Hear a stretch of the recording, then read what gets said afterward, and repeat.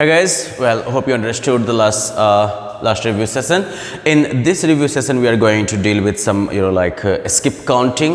बहुत ही आसान कॉन्सेप्ट है. जैसे कि मान लो कि आपको एग्जाम्पल दिया गया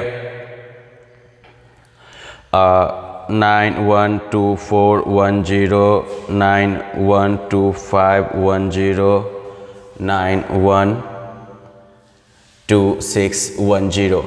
अब इनमें आप क्या पैटर्न नोटिस कर रहे हैं? This is called skip counting. आप जो है छोड़ के गिन रहे हैं. यहाँ पर आप क्या पैटर्न ऑब्जर्व करते हैं? तो देखो यहाँ पर क्या है 9 1 2 4 1 0.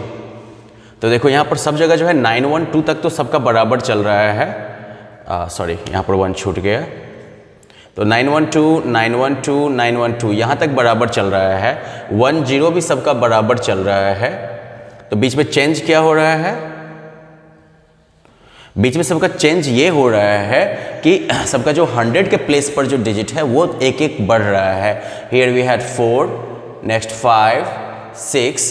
तो मतलब कि क्या है, ये डिजिट जो 100 के नंबर पर जो 100 के प्लेस पर जो डिजिट है उसकी वैल्यू को एक एक बस बढ़ाते जाना है. तो अगला नंबर क्या होगा? 9 1 2 और 1 0. ये दोनों तो बराबर रहेगा, बीच में सिर्फ 6 की जगह पर 7 हो जाएगा. इससे अगर आगे लिखना है तो 9 1 2 और इधर 1 0 बराबर रहेगा, 7 की जगह पर 8 हो जाएगा. राइट, 9 1 2 और 1 0 बराबर रहेगा, 8 की जगह पर 9 हो जाएगा. अगर आगे भी इसको मान लो कि सीक्वेंस को बढ़ाना होगा तो क्या करेंगे? 9 की जगह पर जो है 10 हो जाएगा, मतलब 0 हो जाएगा, और यहाँ पर 2 की जगह पर जो है 3 हो जाएगा. फिर 100 के प्लेस पर जो है 1 आएगा, 2 आएगा. मतलब जितना चाहो उतना आप जो है बस 100 के प्लेस पर एक एक ऐड करते जाओ, आगे बढ़ते जाओ. डजंट मैटर, आपका जो पैटर्न है वो बढ़ता चला जाएगा. So that was it. Next let us have a very quick check of your multiplication skills. Multiply का मतलब क्या होता है? गुना करना. Right, well of course like गुना करना जो है वो रिपीटेड एडिशन की तरह भी काम करता है. Let us look at this one. 1 1 2 and 1 2 3. अब इनको मल्टीप्लाई करना है. तो मैंने आपको एडिशन के टाइम में भी बताया था कि मल्टीप्लिकेशन भी जो है आपका राइट टू लेफ्ट जाता है. तो सबसे पहले आप क्या करोगे? वंस वाले प्लेस के डिजिट से जो है ऊपर के नंबर को मल्टीप्लाई कर दोगे. राइट, तो जैसे कि 3 2 जा 6, 3 1 जा 3, 3 1 3. ये आ गया. अब लेकिन देखो यहाँ पर ये 2 जो तुम्हारा है ये टेंस के प्लेस पर है ना? ये जो है दाहिनी के जगह पर है, टेंस के प्लेस पर है. इसी वजह से हम क्या करते हैं कि ये जो वंस वाला प्लेस है इसको खाली छोड़ देंगे. अब इससे जो गुना करेंगे उसको हम यहाँ से लिखना शुरू करेंगे. 2 2 जा 4, 2 1 जा 2, 2 1 जा 2.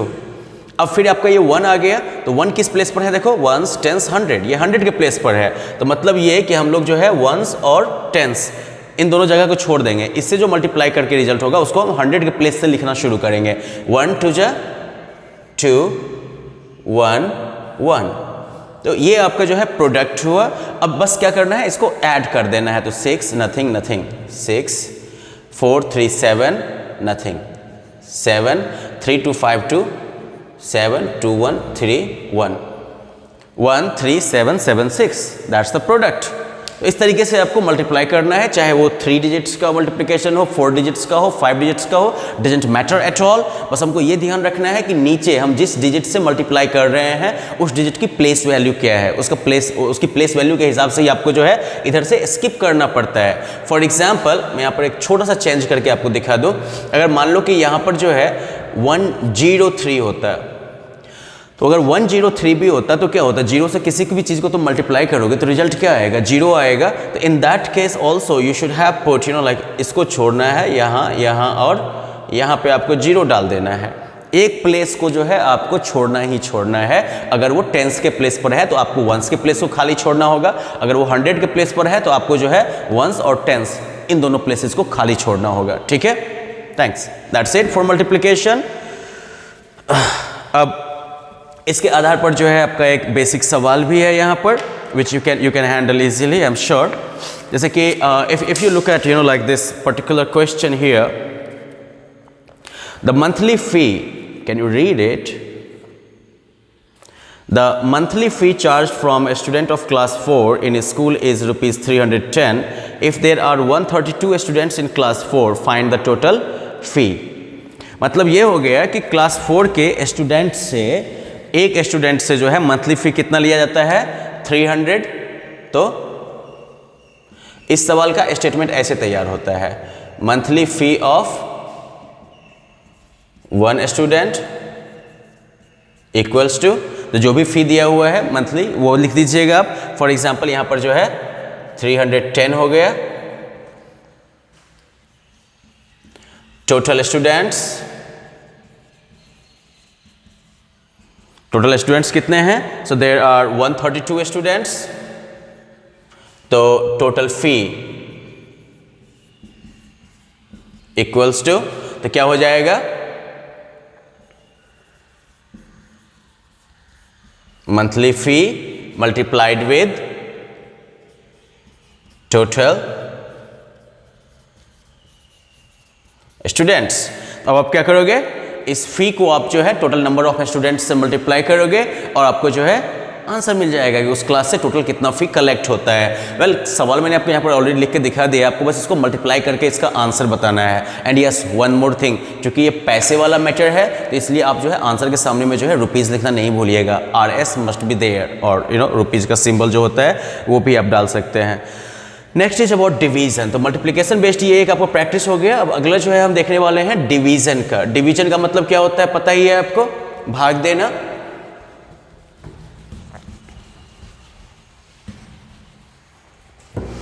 तो देखो डिवीजन में जो है बेसिकली आपके 4 कंपोनेंट होने वाले हैं। तो for example like if I look at this one 1 1 5 5 6, it's divided by 6। तो यहां पर देखो ये जो है ये वाला पोर्शन जो है इसको हम कहते हैं डिविडेंड। ये जो पार्ट है दिस इज कॉल्ड डिवाइजर। यहां जो हमको आने वाला है this will be called quotient.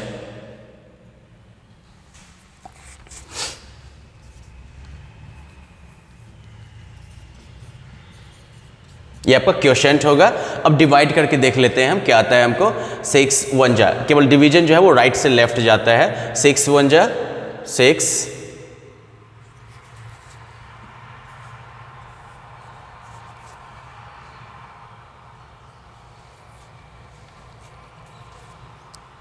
तो 11 में से 6 गया, कितना हो गया 5 5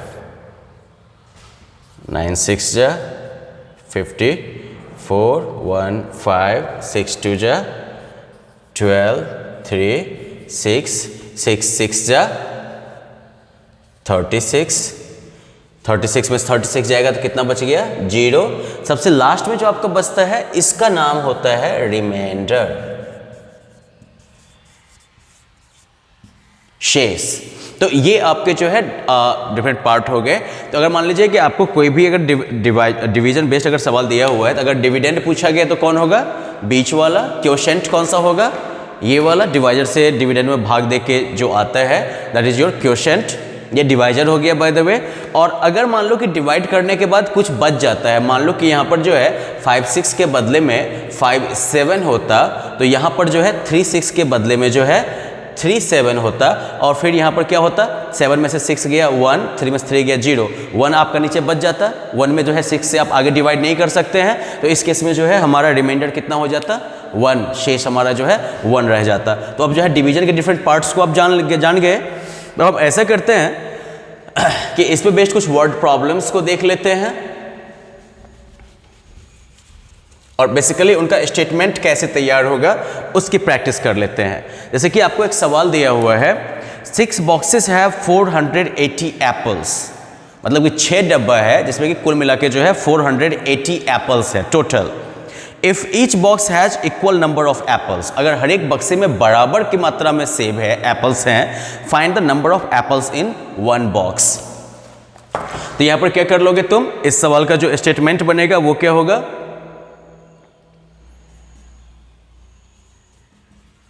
total number of boxes equals to 6, total number of apples equals to 480। तो क्या लिखेंगे हम, apples in each box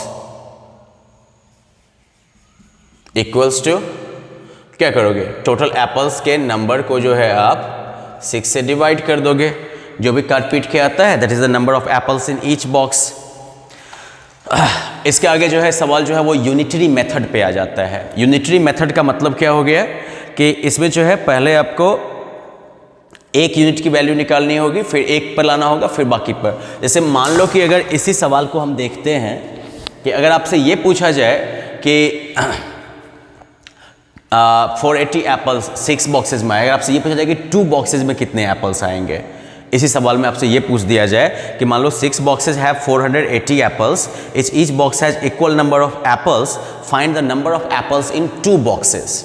अगर 1 बॉक्स की जगह पर आपसे जो है 2 बॉक्सेस में पूछ लिया जाए कि कितना एप्पल होगा, तो पता है यहाँ पर क्या करोगे आप, पहले जो है एप्पल्स इन ईच बॉक्स निकाल लोगे आप, जो कि हो जाएगा 480 divided by 6 equals to 80, then apples in 2 boxes equals to 80 into 2 equals to 160 apples. Answer हो जाएगा ना।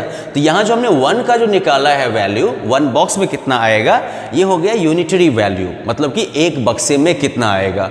अब अगर हमसे 2 बक्से का पूछेगा तो हम क्या करेंगे, एक बक्से की वैल्यू को हम 2 से मल्टीप्लाई कर देंगे, 2 बक्से में कितना एप्पल आएगा उसका हिसाब मिल गया। अगर 2 की जगह पर जो है मान लो कि 20 बक्सा दे दिया जाए कि 20 बॉक्सेज में कितना एप्पल आएगा, तो हम क्या करेंगे, एक बक्से की वैल्यू को हम 20 से मल्टीप्लाई कर देंगे, 1600 आ जाएगा, बिल्कुल आसान हो जाएगा। तो इसलिए यही यूनिटरी मेथड की खासियत है। जैसे कि अगले सवाल में आपसे पूछता है कि ए बस covers 240 kilometre in 4 hours, how much distance does it cover in 3 hours. कि एक बस जो है वो मान लो कि 4 घंटे में 240 किलोमीटर जाता है, तो 3 घंटे में कितना जाएगा। इसका भी जो है सिमिलर सॉर्ट ऑफ सॉल्यूशन होगा। इसका सॉल्यूशन आप कैसे करोगे, total distance 240 kilometres, time 4 hours, distance in और distance covered in 1 hour equals to total distance divided by time, मतलब कि 240 किलोमीटर्स डिवाइडेड बाय 4 आवर्स। ठीक है, काट पीट का वो कितना मिलेगा, 60 किलोमीटर पर आवर। ठीक है, ये आपका जो है बस का स्पीड हो गया। और फिर पूछता है कि 3 घंटे में कितना जाएगा। तो अगर 1 घंटा में 60 किलोमीटर गया तो फिर 3 घंटे में कितना जाएगा, 60 को 3 से मल्टीप्लाई कर दो। यूनिटरी मेथड ऐसे ही काम करता है। ठीक है, total distance 240 kilometres, time 4 hours, distance travelled in 1 hour, कितना हो जाएगा 240 डिवाइडेड बाय 4, 60 आ गया आपका। फिर जो है distance travelled in 3 hours equals to 60 into 3, 180 गुना, जो भी आपको करना है निकाल लो आप। ओके, नेक्स्ट सवाल जैसे दे दिया, a factory produces 1400 tubelights in a week, how many tubelights will it produce in 30 days. तो यहां पर भी क्या है, आई मीन एक वीक में कितने डेज होते हैं, how many days does a week have. एक वीक में जो है 7 डेज होते हैं, राइट। तो अगर मान लो कि एक फैक्ट्री जो है वो 7 डेज में 14,000 ट्यूबलाइट बनाती है, तो एक दिन में कितना बनाएगी वो, 14,000 को 7 से डिवाइड कर दो, 2,000 हो गया आपका। गुड। अब आपसे पूछ रहा है कि 30 डेज में कितना ट्यूबलाइट बनाएगी वो, तो tubelight made in 30 days equals to 2000 into 30, multiply करके निकाल लो, 60,000 आपका आंसर आ जाएगा। That will be very simple. फिर तो इस तरीके से मेरे ख्याल से काफ़ी आसान है। And this will be your exercise, I mean this will be the exercises for you today. We will move onwards next time. Okay, bye bye, take care.